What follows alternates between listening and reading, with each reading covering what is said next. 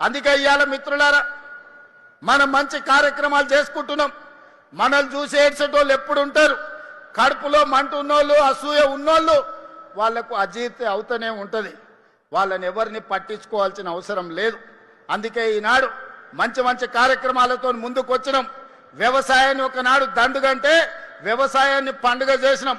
ఒకనాడు ఒరేసుకుంటే ఉరేసుకున్నట్టే అంటే ఈరోజు ఒరేసుకున్న వాళ్లకు కనీసం మద్దతు ధరనే కాదు 500 రూపాయల బోనస్ ఇచ్చి దేశంలోనే అత్యధికంగా ఈ రబీ సీజన్లో 1,41,000 మెట్రిక్ టన్నుల వరి ఉత్పత్తి చేసి దేశానికి ఆదర్శంగా నిలబడ్డాం.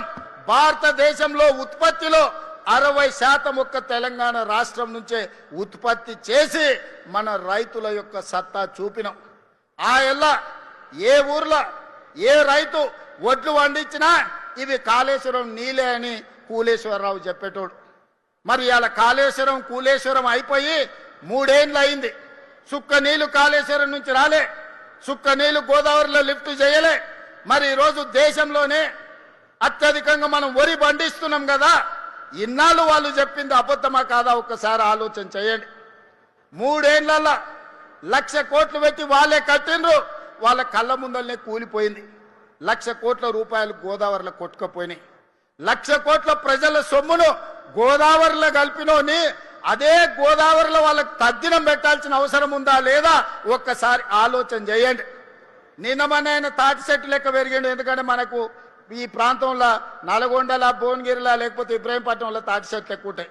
తాటి చెట్టు ఇట్లా పెరుగుతుంది. తాటి చెట్టు ఎంత పెరిగితే తెలివి ఎక్కువ ఉన్నదని ఆయన అనుకుంటుండు.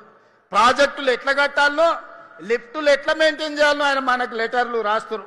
నీ ముఖం 10 ఏళ్ళు నువ్వు అట్లా ఏడ్చినందుకే అది కాళేశ్వరం కాస్త కూలేశ్వరమైంది. నీ సలహాలు తీసుకుంటే ఇల్లు వీకి పందిరేసుకున్నట్టే ఉంటుంది. వెనకటికెవడో చదువుకోక ముందు కాకరకాయ అన్నాడంట. ఈయనలాకటోడు తాటి చెట్టు అంత ఉన్నోడు చదువుకున్నాక ఇది కాకరకాయ కాదు కీకరకాయ అని చెప్పిండంట. తెలివి ఎక్కువై ఇవాళ హరీష్ రావు గారి సూచనలు కూడా గట్లనే ఉన్నాయి మనకు.